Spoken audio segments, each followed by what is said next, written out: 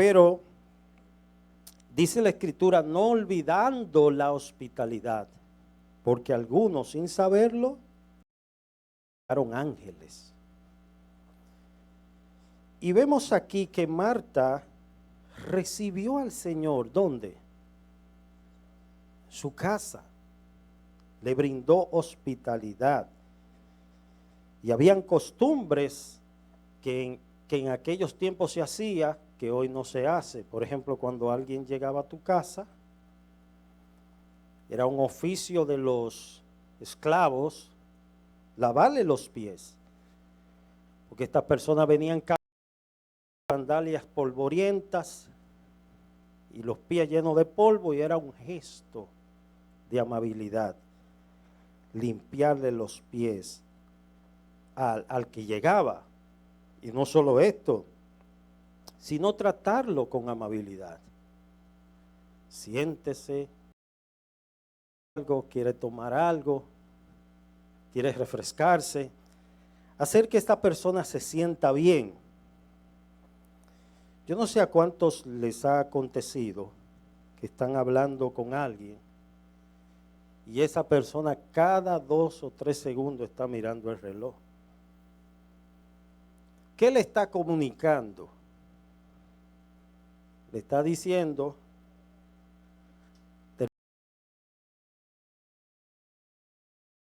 de hecho, la misma persona se siente inquieta y le pregunta, ¿tú tienes algún compromiso?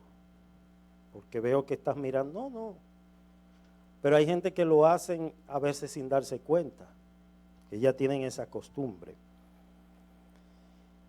La amabilidad de Marta de recibir, fíjese que el texto no dice que fue María. No dice que fue María, fue Marta. Y es un buen gesto, es un gesto hermoso el tener amabilidad.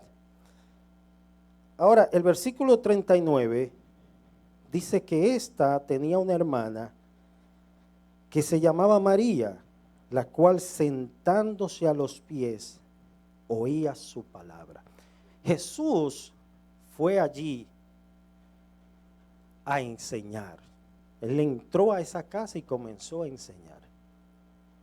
Y María estaba sedienta de escuchar las enseñanzas de Jesús. Y ella se sentó a los pies del maestro a escuchar su palabra. En cambio, Marta tenía buenas intenciones, pero las buenas intenciones no bastan. Se necesita tener un corazón para Dios, un corazón rendido al Señor, como el corazón de María. Hermanos, el establecer prioridades es nosotros organizar el tiempo que Dios nos da. ¿Cuántos creen que el tiempo es de Dios? El tiempo le pertenece a Dios y a todos se nos da el mismo tiempo, 24 horas. Unos duermen más que otros, otros se ponen a jugar Nintendo y pasan el día entero en eso. Otros se ponen a ver películas, a ver series. Y hay otros que aprovechan ese tiempo en cosas útiles. Hay una frase que dice que en una mente ociosa el diablo pone una oficina. Si usted tiene su mente así vacía, una ocasión en la universidad me dice la profesora, pon tu mente en blanco. Yo dije, bueno, me voy de aquí. Y me fui de esa materia. Que ponga mi mente en blanco. Sabrá Dios lo que ella quería hacer con uno. Entonces, es bueno tener la mente y el corazón ocupado en cosas útiles. Usted se levanta y usted hace 2 o 3 cositas y mire el reloj, ya son las 12. Se le fue la mañana. Hace 2 o 3 cositas a las 6 de la tarde. Ya llegó la noche. Y así van pasando los años. los días. Pero no es el tiempo, es nuestra vida que se va gastando como una vela. Oye, tu vida se va gastando. ¿Te acuerdas cuando tenía 13, 14, 15 años que trepaba los árboles y las paredes? Ahora no lo podemos hacer. Cosas que antes hacíamos ya no las podemos hacer. No tenemos la fuerza, ni tenemos tampoco la destreza. Dicen que los huesos de los viejos no se empatan. Si usted se cayó de ahí arriba, bueno, va a tener problemas. Versículo 40. Marta no solamente estaba empeñada en agradar al maestro, eso era un buen gesto de hospitalidad. Dice que Marta se preocupaba con muchos quehaceres. Estaba preocupada, estaba cargada. Los quehaceres la habían abrumado. Siempre he dicho que las cosas hay que hacerlas una a una. Si usted quiere hacer todo al mismo tiempo, entonces se abruma. Se bloquea como los celulares. ¿Por qué? Porque las cosas tienen que hacerle en orden. Una a una. Así como usted cumple los años uno a uno, usted no lo cumple todos juntos al mismo tiempo. Así también, las cosas que usted no pudo hacer desde que se levantó hasta que se acostó, déjelo para después. Hablaba con un hermano en estos días, le decía, hermano, la vida es corta. Y no hay mejor manera de tú vivir la vida que vivirla para Dios. Dedicar tus días al Señor en su servicio, en su obra. ¿Por qué? Porque parecen que fueron, como dijo Job, que los días del hombre son como un correo, ¿verdad? Tan rápidos así como un correo se van. Así la vida del hombre se va muy rápido. Y yo le decía, mira, si tú tienes el deseo de comerte una buena comida, el hermano Alexis que trabaja en esa área, tiene el deseo de comerte una buena comida, hazla y cómetela y dale gracias a Dios. Pero hay gente que no se toma ni un juguito porque no quieren gastar. No, que no se puede gastar. No se toman ni un juguito, entonces no comen bien, se enferman porque no quieren gastar. No es que usted sea desenfrenado gastando, pero tampoco que se vaya al otro extremo. Que sea tan tacaño que ni siquiera para usted mismo tenga tiempo de tomarse una botellita de agua, un jugo o comerse una galletita o lo que sea, ¿verdad? ¿Por qué? Porque cuando viene la enfermedad, todo lo que tú ahorraste no te va a alcanzar para combatir esa enfermedad. Te va a faltar dinero. Entonces, hermanos y amigos, es un don de Dios, dice Eclesiastés, disfrutar de lo que Dios te da. Mientras tú tengas vida, si tienes deseo de comer tu mangú, cómete tu mangú. Y dale gloria a Dios. Señor, gracias porque tú me has provisto esto. Entonces Marta estaba preocupada con muchos quehaceres, con muchas situaciones. Entonces ella se acerca a Jesús, versículo 40, y le dice, Señor, ¿no te da cuidado que mi hermana me deje servir sola? ¿Qué estaba procurando Marta con esa pregunta? ¿Qué le estaba diciendo Marta a Jesús? Mira, dile a mi hermana que me ayude. Estaba diciendo en otras palabras que María estaba perdiendo el tiempo. que María estaba perdiendo el tiempo. Hay gente que piensa que el hecho de nosotros estar aquí, estamos perdiendo el tiempo.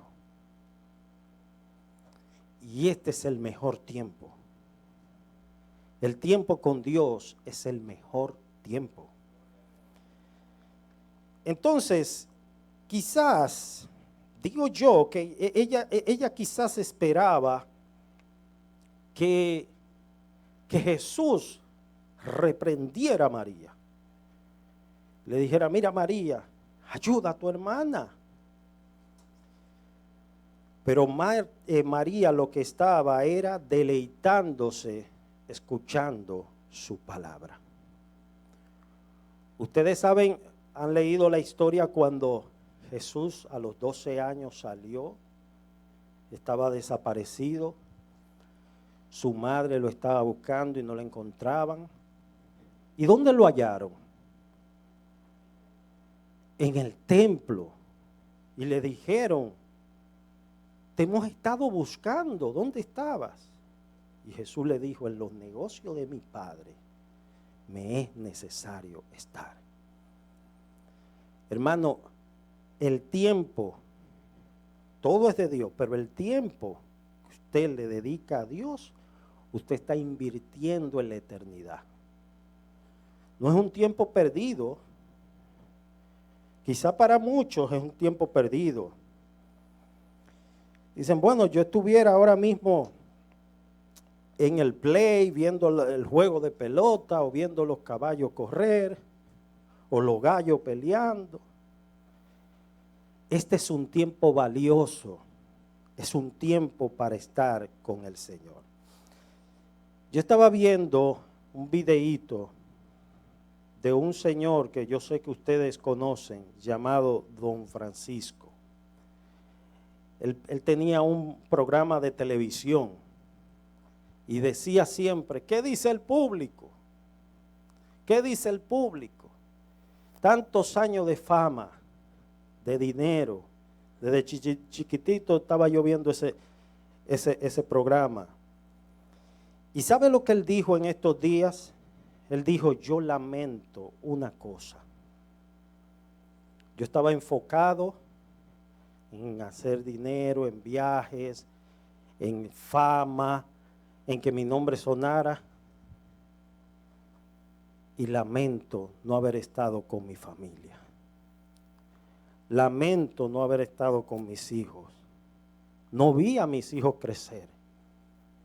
Porque él siempre estaba montado en un avión. En una ocasión le preguntaron a un señor, ¿y de qué tamaño están tus hijos? Y él dijo, no, así. ¿Y por qué tú lo mides así? No, porque lo mido en la cama. Cuando me voy están durmiendo. Y cuando llego están durmiendo. No los veía. No los veía. Esto debe llevarnos a nosotros a reflexionar, hermano. El tiempo que usted le dedica a Dios y el tiempo que usted dedica a su familia es un tiempo de calidad. Es un tiempo valioso. Lo que los niños van a recordar no es lo mucho que papá trabajaba. Lo que los niños van a recordar es cómo papi se sentaba a jugar con él o se iba para el parque a jugar pelota. Eso es lo que van a recordar. Muchos pierden su familia por las ocupaciones, pierden su salud por el trabajo, por el exceso de trabajo, porque el trabajo es bueno, es bendición de Dios, pero en el exceso de trabajo hace daño. No todo en la vida es esto. Versículo 40, pero Marta se preocupaba con muchos quehaceres. Con muchos quehaceres. Estaba muy cargada, quería agradar al Señor, pero en ese intento de ella agradar a Dios, se estaba turbando. Habrán personas que quieran agradar a Dios haciendo cosas, se llenan de actividades, no porque esto es para Dios, esto es para Dios, esto es para Dios. Y se saturan tanto que se descuidan del Dios de la obra. No pueden envolverte tanto en la obra de Dios que te descuide del Dios de la obra. Porque la obra es de Dios. Amén. Vamos al versículo 41. ¿Cuál fue la respuesta de Jesús a Marta? Respondiendo Jesús le dijo: Marta, Marta, afanada y turbada estás con muchas cosas. ¿Cómo Jesús sabía esto? Porque el único que escudriña la mente y los corazones se llama Jesús. Él podía ver el corazón de Marta, que Marta estaba afanada y estaba turbada. ¿Y usted sabe lo que significa la palabra turbado? Cuando tú tienes 2 o 3 pensamientos al mismo tiempo que quieres hacer y al final te paraliza porque no sabes qué hacer. Estoy turbado. Quiero hacer esto, pero no sé cómo empezar, no sé por dónde empezar. Eso es turbación. Ella estaba turbada, muchos pensamientos estaban en su corazón. Pero dice la Biblia que ella también estaba afanada y turbada. Eran 2 cosas que Jesús menciona en el texto. Afanada y turbada. Cuando el afán se convierte en pecado, cuando el afán se convierte en pecaminoso, sencillamente cuando ese afán ocupa el lugar que yo debo darle a Dios. Dios se merece el primer lugar en nuestra vida. Pero cuando yo me cargo de tantas cosas, al final no termino haciendo nada. Pero cuando yo descanso en la soberanía de Dios y hago las cosas una a una, según el Señor me permite hacerlas, Dios pone la gracia y abre el camino. Jesús vio el corazón de Marta, que estaba afanada y estaba turbada. Ahora escuchen bien esto, esta analogía. Cuando Dios quiso crear peces, le habló al mar. Ustedes han leído el libro de Génesis, ¿verdad? Dios le habló al mar y le dijo al mar para que produjera todo tipo de especies marítimas. Entonces, cuando Dios quiso crear peces, Él le habló al mar. Cuando Dios quiso crear árboles, Él le habló a la tierra, que la tierra produzca árboles, que den semilla, que den fruto, etc.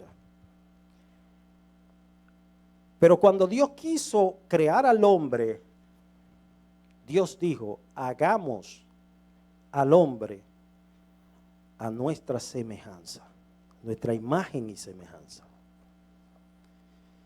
Y en Génesis capítulo 2, verso 7 dice que creó Dios al hombre, lo formó del polvo de la tierra, sopló en sus narices aliento de vida y fue el hombre un ser viviente o un alma viviente, como traducen otras versiones. Si usted saca un pez del agua, ¿qué le pasa al pez? Muere. Sigue igual. Es decir, que el mar sin los peces sigue siendo mar. El mar sin los peces sigue siendo mar, pero los peces sin el mar no pueden vivir. Oiga esto. Si usted arranca un árbol de la tierra, lo arranca, la tierra sigue siendo tierra. La tierra sigue siendo tierra. Ahora el árbol ya no va a tener vida. El árbol ya no tiene vida porque lo arrancaste. Su vida depende de la tierra. Ahora bien, nosotros, hermanos, dependemos de Dios. Dios sin el hombre sigue siendo Dios. Dios sin el hombre sigue siendo Dios. ¿Cuántas personas no mueren a diario? Y nacen muchísimas. Y Él sigue siendo Dios. Eso no le resta en nada. Él es el autor y Él es el consumador de la vida. Ahora, nosotros sin Dios no somos nada, no podemos vivir, porque Él es la vida. Él es la vida. Entonces ahí vemos, hermanos, nuestra dependencia total de Dios. Dependemos totalmente del Señor. Y eso era lo que Marta no entendía. Marta no entendía eso. Recuerdo allá en Santo Domingo que una hermana no podía ir a la iglesia ese domingo. No puedo ir a la iglesia. Y como que me dio curiosidad. Y como ella vivía frente de la iglesia, al frente de la iglesia, yo dije, déjame cruzar a ver. Y cuando cruzo, ahí estaba lavando la ropa. Hoy había culto, domingo, lavando. Hermana, ¿y qué pasó? No, es que tengo mucha ropa. Pero usted lava toda la ropa hoy y mañana vuelven a estar sucias. Vuelven a estar sucias. ¿Qué le quiere decir esto? Que la vida es cíclica. Salomón dijo que no hay nada nuevo debajo del sol. Todo lo que usted lo ve nuevo fue. Todo es cíclico en la vida. Nosotros tenemos que hacer un orden de prioridades. ¿Qué es lo más importante en mi vida? Enumerar esas cosas y decir por qué yo estoy.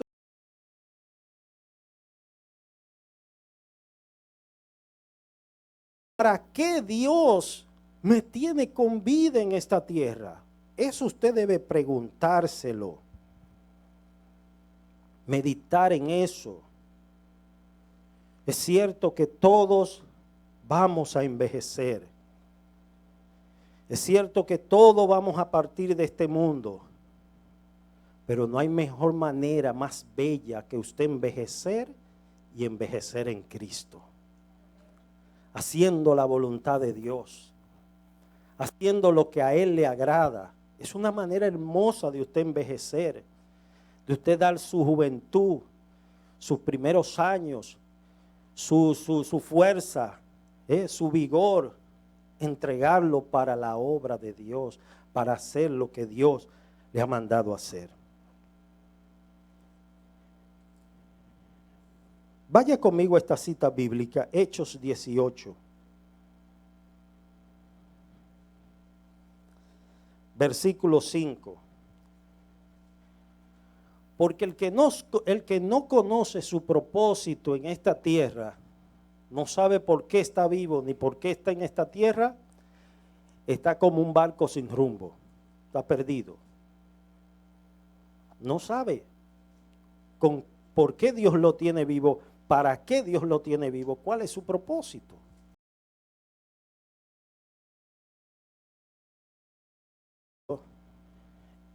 Estaba obedeciendo un llamado y estaba confiado en que Dios iba a respaldar ese llamado. Y de hecho lo respaldó. La Biblia nos registra que Pablo tuvo esposa. Pablo tenía un don, que era el don de la continencia. Pero ese don no lo tiene todo el mundo, Por eso Pablo dice, si usted no tiene el don de continencia, pues cásese. No es pecado. Ahora él se quedó solo. ¿Por qué decidió quedarse solo?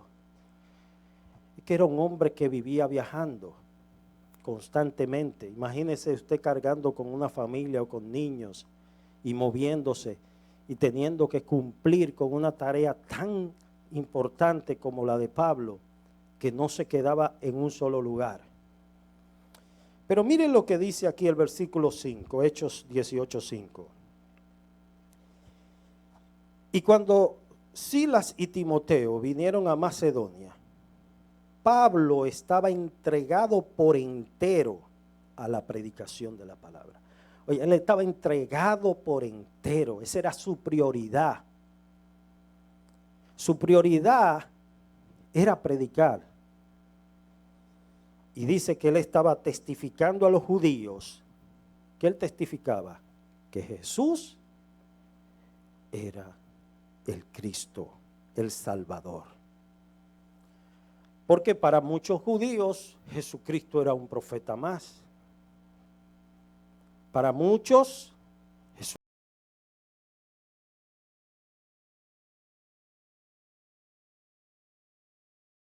mismo Jesús le preguntó.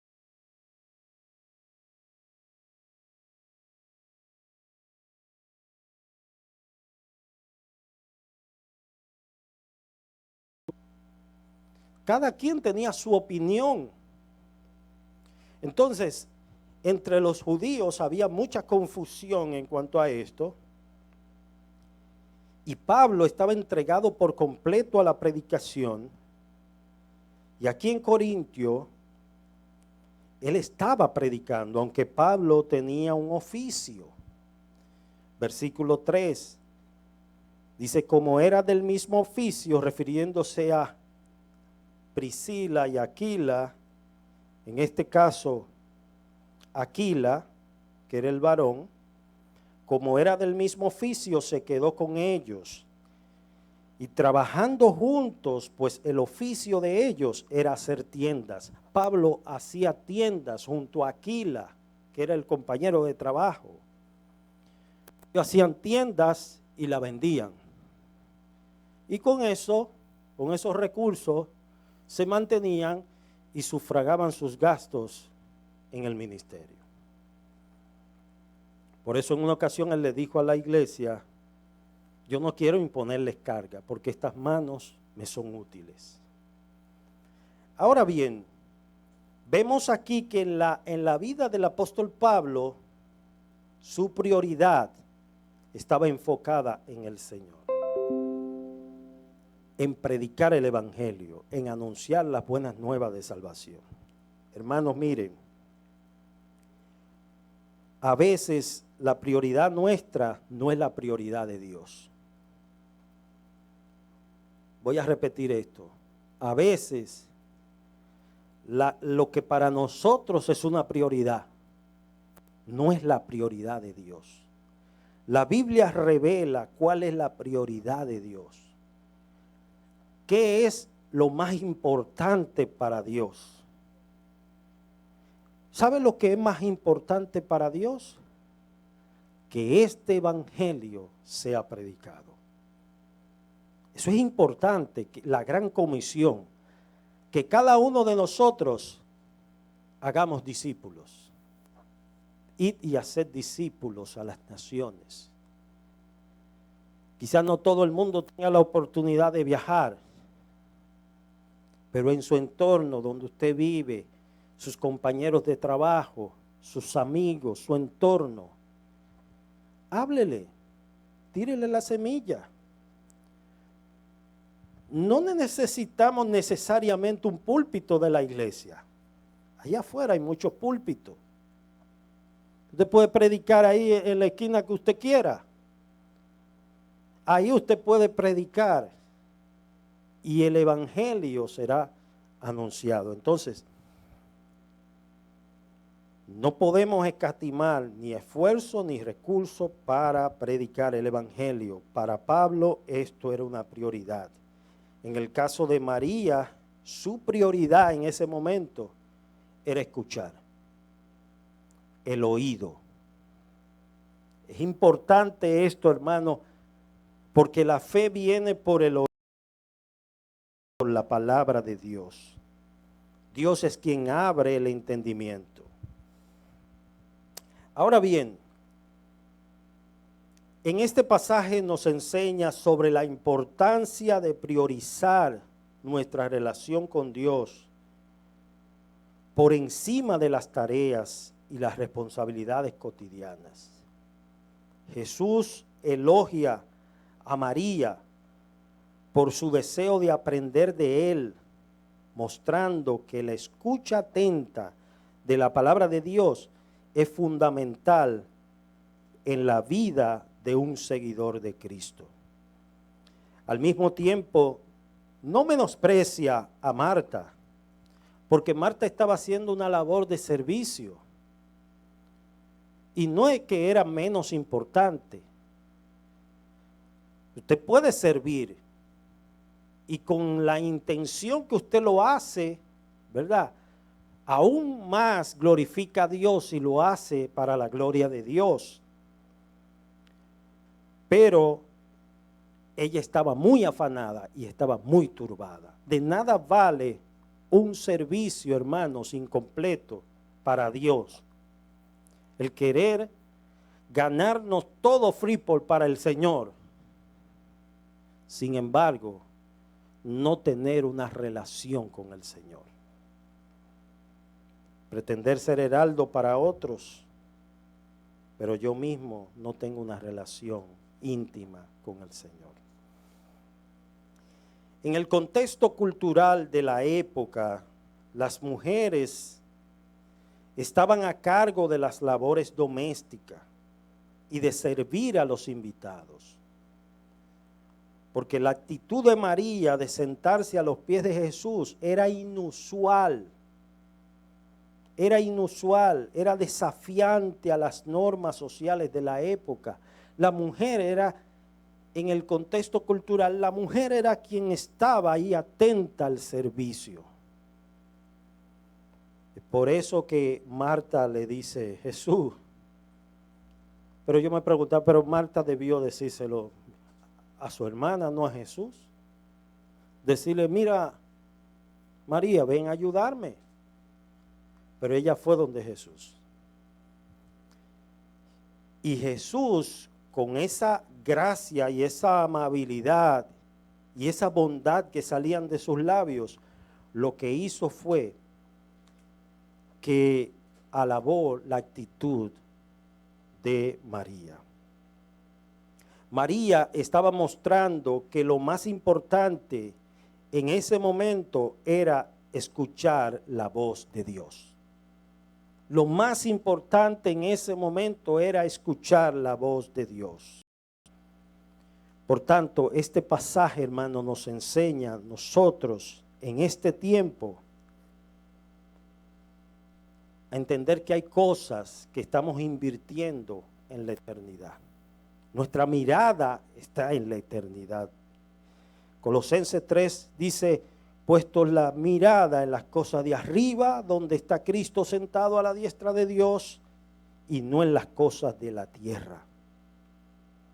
Nuestra mirada debe estar enfocada en lo de arriba, en lo eterno, en lo que permanece. Y es por eso la promesa que dice el versículo 42, vaya conmigo. Pero solo una cosa es necesaria. Una sola es necesaria. Y María ha escogido la buena parte, la cual no le será quitada. Ella estaba invirtiendo en lo eterno, en lo que permanece para siempre. Hermanos, finalmente yo quiero darle 5 pasos en los que nosotros debemos priorizar nuestra vida. 5. Número 1, debemos cultivar una relación personal con Dios a través de la oración, de la lectura de la palabra. Buscar a Dios en todo momento y circunstancia. Eso es fundamental. cultivar esa relación personal con Dios. Eso debe ser una prioridad. Número 2, una vida de amor y de servicio. Jesús enseñó que el amor a Dios y al prójimo son 2 mandamientos importantes. Por lo tanto, el amor y el servicio hacia los demás no debemos ponerlo en un segundo plano. Debemos priorizar esas cosas. Si alguien se acerca con una necesidad, tú dices, no, vamos a orar que Dios te prospere, pero tú tienes con qué darle para suplir esa necesidad y cierra tu corazón. La Biblia dice, ¿cómo mora el amor de Dios en ti? El que no ama no ha conocido a Dios. El amor es de Dios. Dios es amor. Número 3, el crecimiento en la fe. El apóstol Pedro dice, creced. La leche, con esa leche espiritual no adulterada. Esa leche espiritual no adulterada era como yo decía el martes, que todo lo está falsificando, la leche le echan agua y usted no sabe lo que se está bebiendo muchas veces. Usted sabe que es blanco y dice, bueno, como la leche es blanca, ya. Esto es blanco, pero realmente usted no sabe, ¿verdad? En el campo, cuando usted está ordeñando la vaca y usted se sabe, bueno, es leche de vaca que yo estoy tomando. Entonces, no adulteremos la palabra de Dios. La palabra de Dios no debe ser adulterada, cambiada, acomodada a nuestro antojo y a nuestro estilo. La palabra de Dios debe ser dada tal y como está escrita, sin añadirle, pero tampoco sin quitarle. Número 4, el testimonio y la evangelización. El hermano Carlos hacía énfasis en esto en la escuela bíblica. La evangelización es una prioridad para Dios, el cual desea que todos los hombres sean salvos y vengan al conocimiento de la verdad. Compartir el evangelio, ser testigo de Cristo, debe ser una prioridad. Vivir de manera coherente con la fe, llevar el mensaje de salvación a otros es una prioridad. Y finalmente, y no porque esté en último lugar, la familia. Cuidar y sostener nuestra familia. Dice que el que no provee para los suyos, mayormente los de su casa, ha negado la fe. Y es peor que un incrédulo. Eso es fuerte, hermano. Es decir, tus hijos están pasando hambre, pero tú estás en la calle queriendo ayudar a otro y toma y dándole dinero a otro y tu casa, tu despensa vacía. Entonces Dios es claro en eso. Primero tu casa, tus hijos, porque de esa manera tú estás dando testimonio a ellos. Tus hijos van a crecer con ese dolor en su corazón. Papi trabajaba, como le pasó a un tío de Chani, que trabajaba mucho trabajaba como un burro, como decimos. Pero todo lo que conseguía lo jugaba en la lotería. Se lo jugaba en la lotería y los hijos pasando hambre. La familia pasando hambre, la esposa llorando porque malgastaba todo el dinero en la lotería. Pero en el caso de nosotros como creyentes, debemos ser buenos mayordomos, buenos administradores de lo que Dios nos da y tener una prioridad, nuestra familia. La voluntad de Dios, hermanos, es que nuestra familia conozca el testimonio del evangelio a través de nosotros, sus padres, que seamos luz y reflejos para ellos. Y aún de los pastores, de los líderes en la iglesia, dice que el que no cuida de su casa, no gobierna bien su casa y mayormente su familia, no puede gobernar la iglesia. Entonces, cuidar, fortalecer las relaciones familiares con tu esposa, con tus hijos, tener amistades saludables, relaciones interpersonales con otros saludables. Eso es importante para un cristiano y es una prioridad que Dios delinea en su palabra. Ser un buen esposo, una buena esposa, las esposas que respeten al marido, los maridos que amen a la mujer como Cristo amó a la iglesia y se entregó por ella. Esas son prioridades para Dios. El hijo que se sujete a la autoridad de sus padres, que obedezca a sus padres. Los padres que no exasperen a sus hijos. Y en todo esto refleja el amor de Dios en nuestras vidas. Finalmente, hermanos, hagamos esa lista de prioridades en nuestra mente, nuestro corazón. Analicemos cómo estamos viviendo. ¿A qué le estamos dando mayor importancia? Evaluemos, hermanos, y si tenemos que coger, como hacen los mecánicos, la llave y comenzar a hacer los ajustes, las tuercas que están flojas, hagámoslo, hagámoslo. Revisemos, analicemos nuestra vida a la luz de su palabra. La palabra de Dios es un espejo. Y usted antes de venir para acá, usted se miró en el espejo para ver si estaba despeinado, si la camisa estaba arrugada, se miró en el espejo. Todos los días tenemos que mirarnos en el espejo de la palabra, porque el espejo no miente, el espejo le va a decir su condición. Así que puesto de pie, hermanos, vamos a orar, que Dios nos ilumine y nos ayude, y que no seamos como Marta, sino como María. El tiempo de Dios es de Dios, sagrado. Salomón dijo, hay tiempo para todo debajo del sol. Hay tiempo para usted trabajar, tiempo para dormir, tiempo para reír, tiempo para llorar. Y tiempo para todo. Oremos. Amante Padre,